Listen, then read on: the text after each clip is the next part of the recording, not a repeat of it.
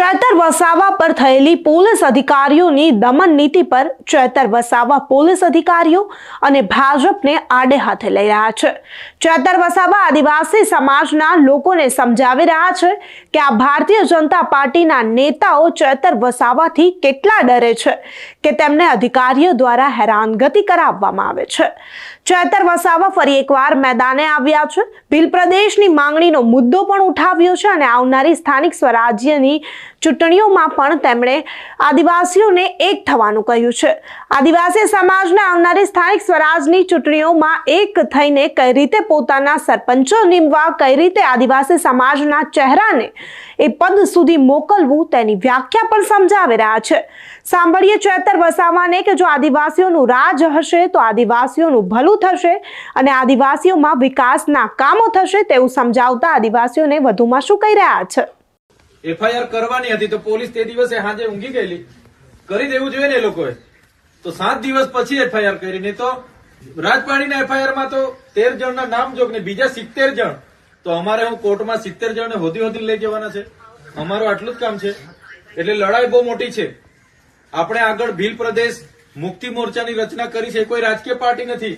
હમણાં અમારા વિસ્તારમાં ભાજપ વાળા આવ્યું છોટા ઉદેપુરમાં બધું કે આ તો ભીલ પ્રદેશ મુક્તિ મોરચા બનાવ્યું છે, બીજી પાર્ટી બનાવી કાઢી છે, હવે આમ આદમી માંથી નહીં લડે આમાંથી લડશે।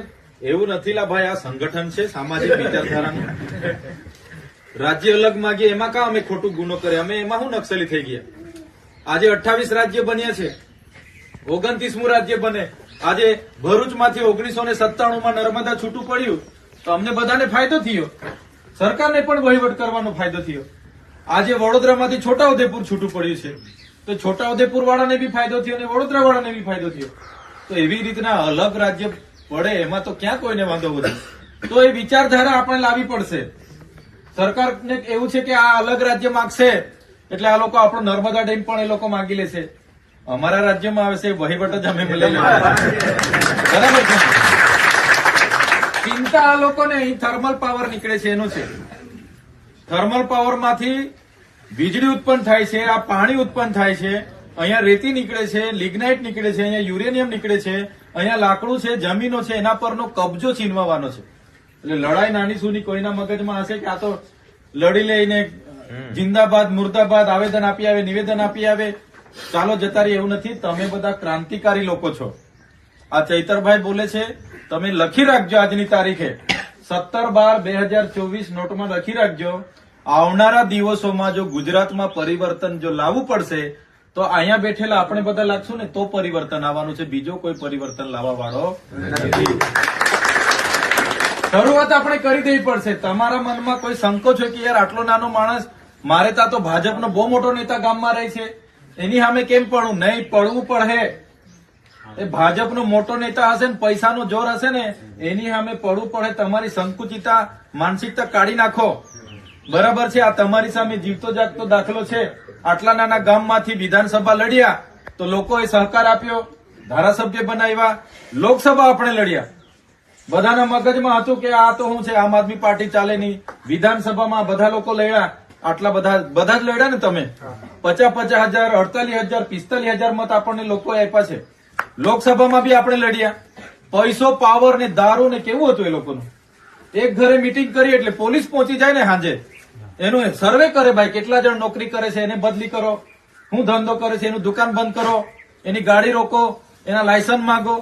સાંજે પોલીસ પહોંચી જતી હતી ને અમે મીટિંગ કરીને ઉઠીએ એટલે અડધા કલાકમાં પોલીસ, એટલું પ્રેશર સરકારનું કે આને હરાવવાનો છે। આ ભરૂચ લોકસભા જીતે છે એને પાડો।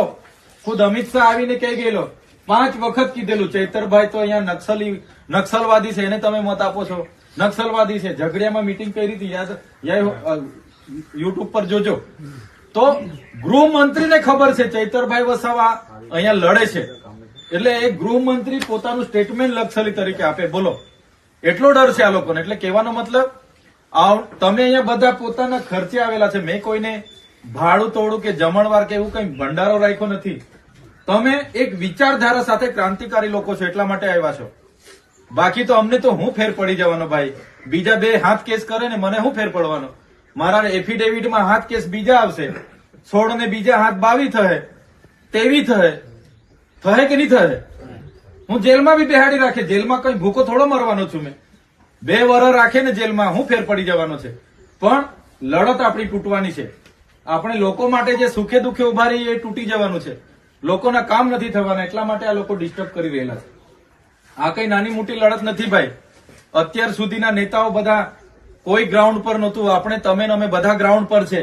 પોલીસ સામે આર્ગ્યુમેન્ટ આપણે કરીએ છીએ. કેમ? આપણે બધા ભણેલા ગણેલા છે. આપણે સંવિધાન જાણીએ છીએ, આપણા અધિકારો જાણીએ છીએ. એટલે કોઈએ દબાવવાની જરૂર નથી. શરૂઆત થઈ ગયેલી છે એવું માની લો આજેથી. આ કાઉન્ટડાઉન ચાલુ થયેલું છે. જેટલી 13 નગરપાલિકાઓ, પરિણામ જે પણ મળે 13 નગરપાલિકાઓ આપણે લડવાની છે. બરાબર છે? પરિણામ જે આવે તે ભાઈ બધી હારીશું તો પોહાશે, પણ 13 માણસો જોઈએ. સાથે હમણાં ગામ પંચાયતની ચૂંટણી આવે છે ભાઈ. કોઈ મગજમાં છે ને, કોઈ નાની નથી આ ચૂંટણી. બહુ મોટી ચૂંટણી છે. ગામ પંચાયતની જેટલી પણ ચૂંટણી આવે ને, સરપંચ બહુ મહત્વનો હોય છે. એ સરકારનો સરપંચ હશે ને તો પેલા લોકો બારોબાર ઠરાવો માંગી લેશે. રસ્તો કાઢવાનો છે તો આપણો જ સરપંચ છે ને, ઠરાવ લખાઈ લાવો. સરપંચ પાસે આવે ને તો સરકારનું કામ છે, ઉપરથી આદેશ લખ ઠરાવ. પ્રોજેક્ટ આવશે, રોડ આવશે, જમીનો બધી બીજા સરપંચો હોય તો લખીને આપ જ કરશે. આપણો સરપંચ હોય ને તો લખીને નહીં આપે. સાચી વાત છે કે ખોટી વાત છે? એ આપણને પૂછશે, ચૈતરભાઈ આ પ્રોજેક્ટ આવ્યો છે, પેલા સરકાર વાળા મારા પર ટીડીઓ બીડીઓ લખાણ માંગે છે, આપું કે નહીં?